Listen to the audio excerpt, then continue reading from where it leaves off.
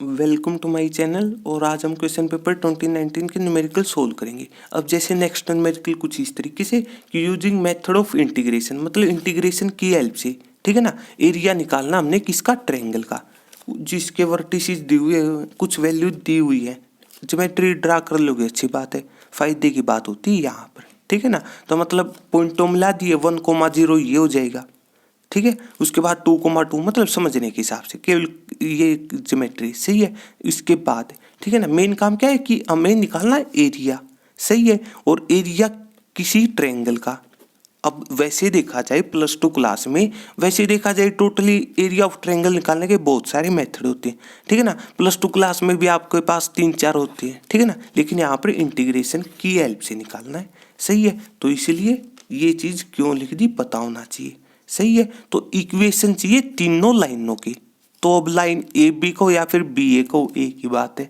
सही है। तो इस तरीके से, और किसी मतलब इक्वेशन ऑफ लाइन का वही सिंपल सी बात है, एक पॉइंट हो, ठीक है ना, या फिर स्लोप हो, पहली चॉइस, दूसरी चॉइस 2 पॉइंट हो, स्लोप हम अपने आप निकाल लेंगे, सही है। तो मतलब न्यूमेरिकल में स्लोप की तो बात हो नहीं रही, पहली चॉइस गई यहाँ पर, तो दूसरी मतलब 2 पॉइंटों की हेल्प से, सही है। तो बस ये क्या लिखा हुआ है कुछ इस तरीके से, y - y1, अगर मतलब बीच में यहाँ पर लिखना चाहो तो फॉर्मूला, ठीक है ना। फिर स्लोप y2 - y1, नीचे x2 - x1, और इनटू में x - x1 हो जाएगा। वो अपनी चॉइस है यहाँ पर कि ए बी में से किसको x1 y1 मानना चाहते हो, किसको x2 y2, अपनी अपनी चॉइस है, सही। नॉर्मली हम जैसे जो पॉइंट पहले लिखा उसको पहला मानते हैं, मतलब x1, y1 वाला, सही है। तो मतलब y माइनस ये y1 है, सही है। तो इसके बाद ये कैलकुलेशन y2 - y1, मतलब y2 ये हो जाएगा इस केस में -y1, तो 2 - 0, केवल कैलकुलेशन है, सिंप्लीफाई कर लिया, सही है। इसी तरीके से BC की निकाल ली, इसकी इक्वेशन वही इसकी हेल्प से, सही है। उसके बाद इक्वेशन ऑफ AC निकाल ली, सही है। तो इस तरीके से अब आपकी चॉइस है कि मतलब लेफ्ट हैंड साइड या तो x रख लो सभी में, या फिर y रख लो। जो इस टाइप के न्यूमेरिकल होते हैं ना, यहाँ पर हम नॉर्मली x के हिसाब से लिखते हैं, मतलब x एक्सिस यूज करेंगे, तो मतलब y के रिजल्ट निकाल लो, अपनी चॉइस है।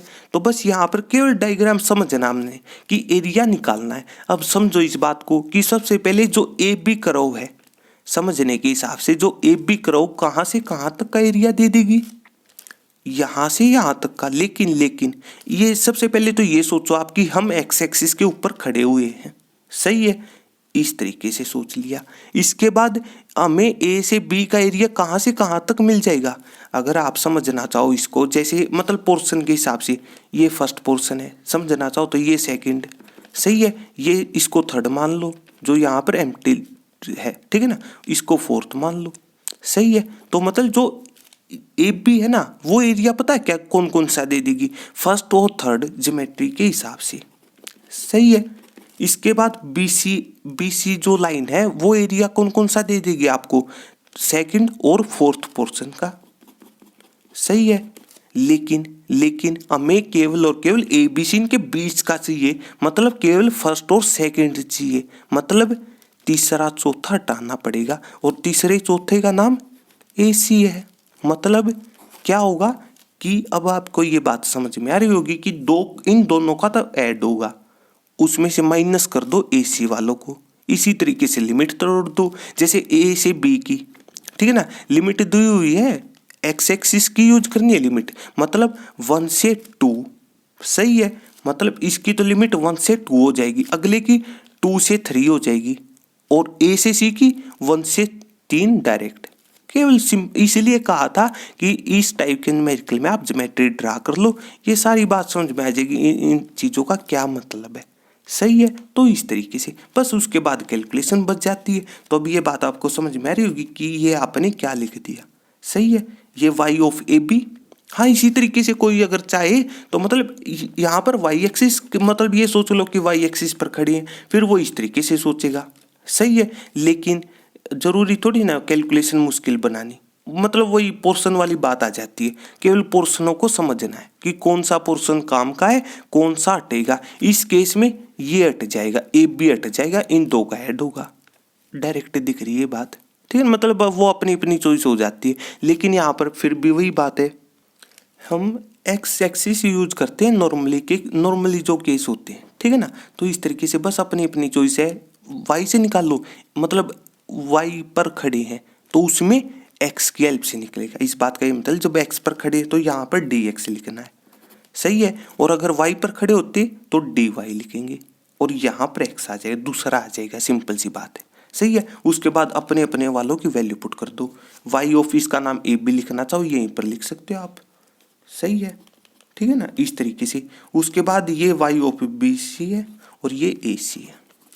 बस वैल्यू पुट करो, इंटीग्रेट करो, लिमिट अप्लाई करो, कैलकुलेट करो, केवल कैलकुलेशन बच जाती है। तो बस अब इसके बाद ये कैलकुलेशन रहेगी इस तरीके से। चलो इसको थोड़ा डिस्कस कर लेते हैं। ये वाई हो फिर भी अपनी अपनी वैल्यू पुट करी, डायरेक्ट इंटीग्रेट कर दो।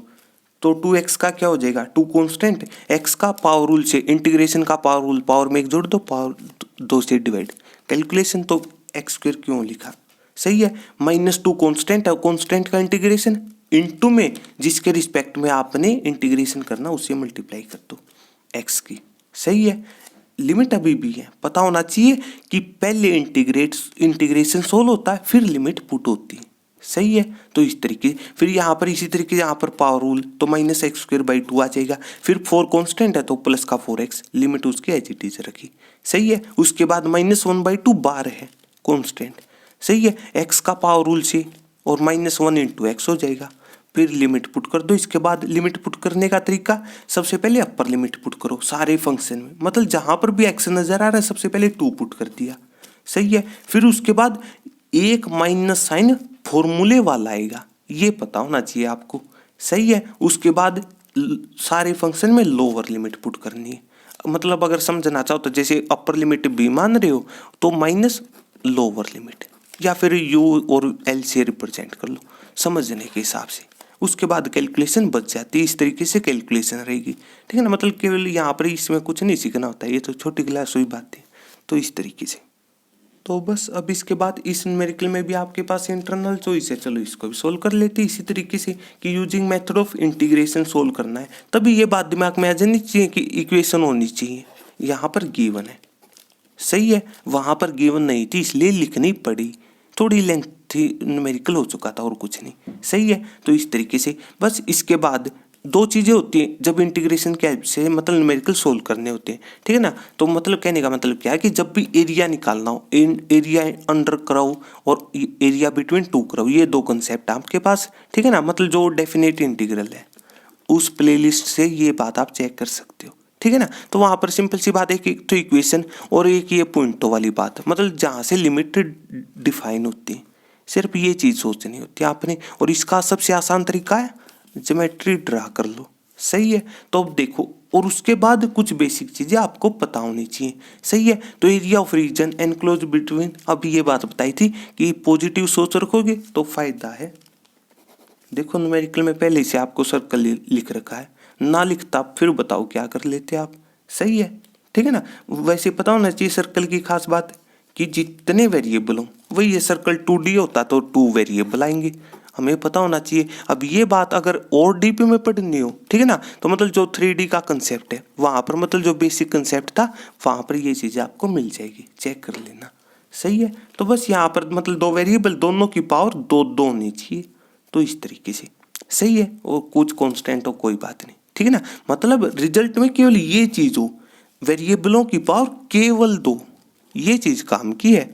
मतलब एक को मतलब कोई न्यूमेरिकल आएगा वहाँ पर ये बात डिस्कस हो जाएगी। मतलब मान लो यहीं पर जैसे कहीं पर जैसे ये चीज़ होती, ठीक है ना, या फिर 4y होता है, या फिर मतलब समथिंग कांस्टेंट इनटू x या फिर y, वो चीज़ इक्वेशन किसकी नहीं होती, कह दो सर्कल की, तो बनानी पड़ती है, मतलब थोड़ा सोल्व करना पड़ता है। यहाँ पर आपके पास डायरेक्ट गिवन है, सही है। तो बस इसके बाद हमें पता होना चाहिए कि ये चीज़ क्यों लिख दी।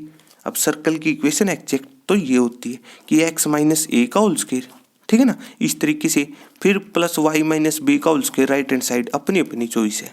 मतलब x मतलब माइनस साइन को छोड़ करके वहाँ से तो बन जाएगा सेंटर, तो मतलब x माइनस 0 कह सकते हो आप यहाँ पर, और यहाँ पर y माइनस 0, तो सेंटर क्या है 0,0, पॉइंट वही x, y से बनेगा, मतलब x में से जो माइनस हो रहा है फिर y में से जो माइनस हो रहा है, सही है। और फिर राइट हैंड साइड का स्क्वायर रूट ले लो, वही है, इवन पावर हटेगी तो प्लस माइनस आता है, यहाँ पर नहीं लिख सकते, क्यों? रेडियस नेगेटिव नहीं हो सकता, वही डिस्टेंस है, बेसिक है।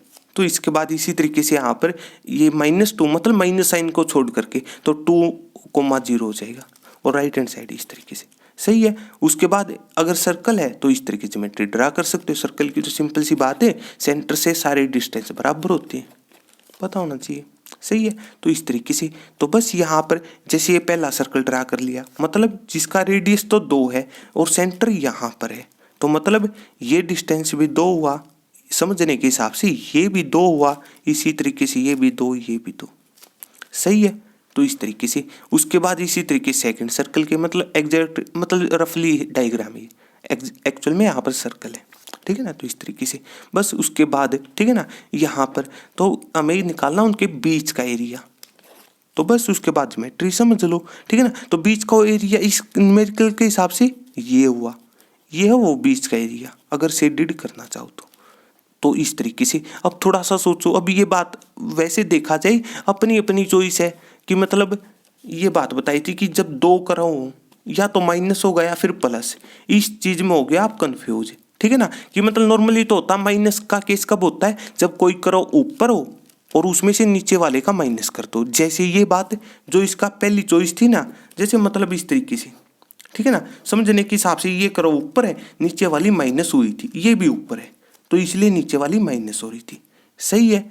वो एक ही बात है, मतलब किस तरीके से आप इस बात को समझ रहे हो, ठीक है ना। या फिर मतलब यहाँ पर ये नहीं पता कर सकते हम कि कौन ऊपर है कौन नीचे, तो इसलिए प्लस होगा, सिंपल सी बात है, सही है। तो मतलब जब इसका इंटीग्रेशन होगा वहाँ पर प्लस साइन क्यों आएगा पता होना चाहिए। फिर उसके बाद थोड़ा सा इस तरीके समझ लो, इस पोर्शन तक का निकालना है, सही है। क्या करो, लिमिट को तोड़ दो यहाँ पर, सही है, मतलब पॉइंट निकालने पड़ेंगे, ठीक है। तो इस तरीके अब साथ के साथ सर्कल की प्रॉपर्टी की वजह से सिमिट्री का केस बन जाएगा, सही है। मतलब जैसे एक तो सर्कल जो आपके पास पहला सर्कल है उसमें ये एरिया निकाल लो, केवल ये एरिया, मतलब पहले वाले की हेल्प से, सही है। और उसमें क्या करो, लिमिट पुट कर दो, मतलब अब वो अपनी चॉइस है यहाँ पर भी, ठीक है ना। तो मतलब समझने के हिसाब से कि सबसे पहले तो पॉइंट निकाल लिए, अब चलो कुछ पॉइंट तो डायरेक्ट है, मतलब इस शेडेड रीजन के, जैसे हमने उनके नाम रख लिए ABCD, ठीक है ना। ए पॉइंट तो 0 0 है, सही है, मतलब ज्योमेट्री को देख करके लिखी हुई बात, ठीक है। उसके बाद जो C पॉइंट है, एक्स एक्सिस की खास बात y0 और उस पर डिस्टेंस है 2 है, सही है। सर्कल की प्रॉपर्टी अप्लाई हो रही है यहाँ पर सेकंड वाले की, सही है।